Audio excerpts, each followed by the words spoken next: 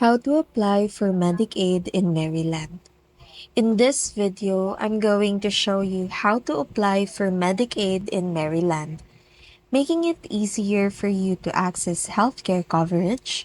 First, visit the Maryland Health Connection website, the official health insurance marketplace for Maryland residents. From there, create an account if you don't already have one, and complete the online application, providing information about your household, income, and other eligibility factors. Be sure to submit any required documentation to verify your information, as this can speed up the approval process.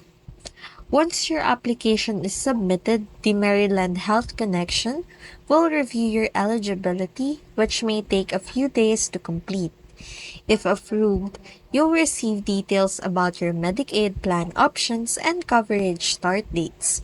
If you prepare, you can also apply by phone or visit a local Department of Social Services office for in-person assistance.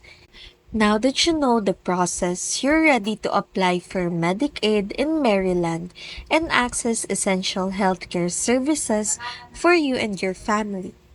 Don't hesitate to reach out to Maryland Health Connection support if you have any questions during your application.